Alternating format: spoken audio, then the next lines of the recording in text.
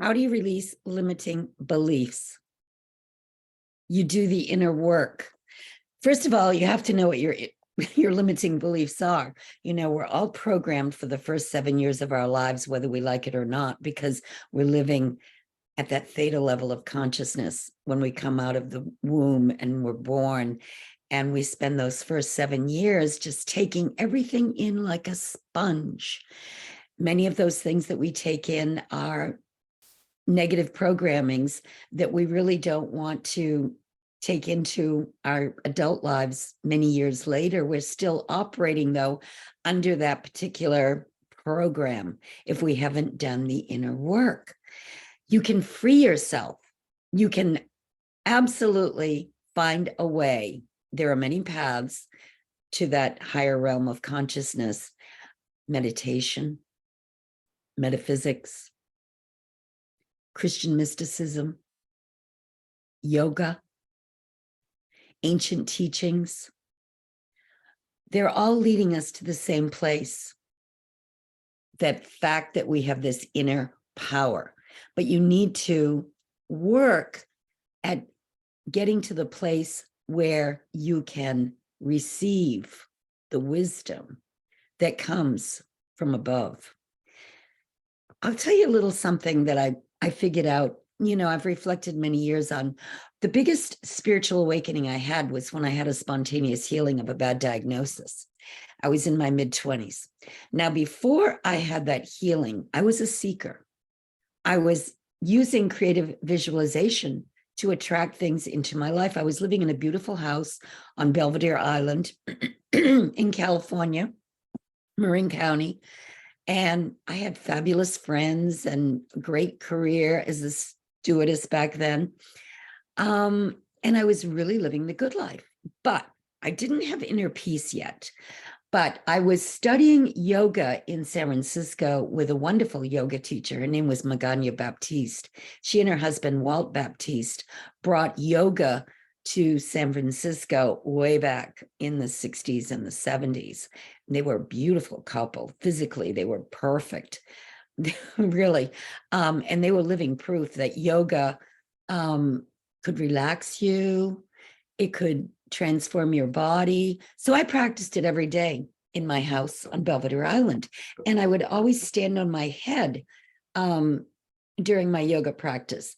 And I found that when I stood on my head and did the headstand, all my dreams would come back to me that I'd had the night before.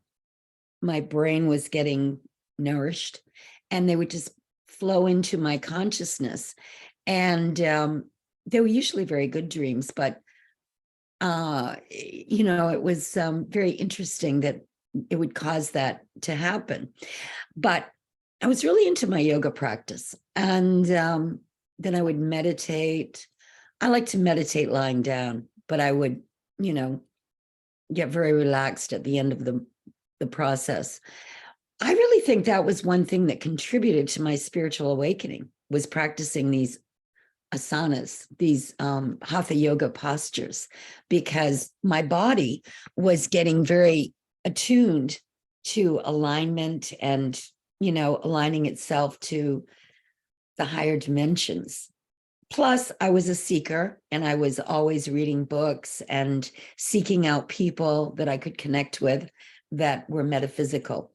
So I was open to having an experience. And then when I needed one, because I was up against the wall and I had nowhere to go, the greatest fear came upon me that I've ever experienced when I felt like I was trapped in my body with only two choices: surgery or death.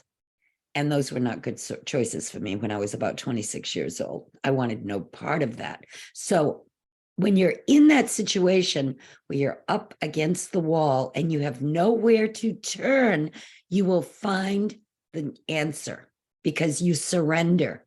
When you surrender and you say, I give up, I have no idea how I'm going to solve this problem, the divine steps in and you get the answer.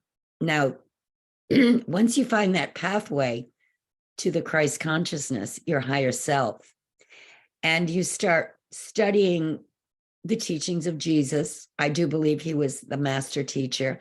Even Yogananda, who I studied for a few years, communicated with Jesus and acknowledged him as the master metaphysician. Yogananda was at that level too, able to be, he was self-realized, of course, and enlightened, and came to the United States to help Westerners learn how to meditate and connect with their higher selves. He was truly guided. But once you understand that you can do these things, you are not some pathetic little mortal just, floundering around on the planet trying to figure it out. You have this inner power. You have this ability to go within, but prepare yourself for being tested. Just like I was tested with a bad diagnosis, I got tested again with another one when I had an appendicitis attack, but I knew how to turn to God within for another healing. And at the same time, I heard a voice say to me, love that man with all your heart. We are not alone. This spiritual dimension is right here with us, and we are being guided. And when we learn how to listen by going within through prayer and meditation, we get the answers that we need when we need them. That's why I wrote my book, Secrets of a Metaphysical Flight Attendant, because as I got on the path, I started having more and more revelations and experiences that were freeing me from being trapped in this mortal human realm and feeling the freedom that you get when you have supreme confidence that everything will work out in the end. You're never going to die. You were never born, and you will never die. You're eternal. That's a very good feeling once you figure that out. It gets rid of fear of everything, because basically the basis for every fear that we have is fear of death. And once you get over that, you're home free. So the reasons for studying metaphysics and spirituality are innumerable. They go on and on and on.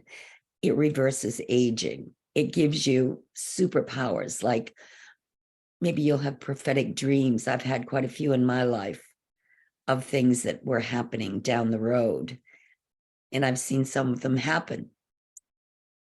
Some of them I hope don't happen because they weren't very pretty, but I won't go there. You can remote view if you really need to know what someone is thinking about you, or how they're impacting something happening in your life.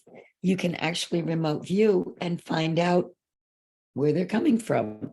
You can read people very easily when you study metaphysics and you have spiritual revelations about who you really are. Nothing is ever hidden. Everything is transparent. That's why metaphysical people don't generally tell lies, because they can read people and they figure maybe they're with someone else that can read people the way they can. So why would they lie, and confuse themselves even about what they're talking about? Authentic people just don't lie. It's not part of their program.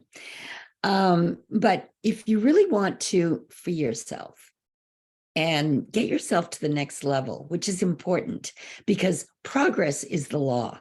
You're not supposed to be backsliding or slipping into negative, depressive states. You're supposed to be moving forward, moving ahead, no matter where you are. And once you understand that whatever that problem is that you have in your life right now, there is a solution. It's why I invite you to study my course, The Mega Manifestation Method. It gives you insights in how you can go within to get those solutions. I'm also a spiritual coach. If you want to have some sessions with me, go to my website, rebeccatripp.com, and I'll be happy to connect with you and see if we can help. Talk to you soon.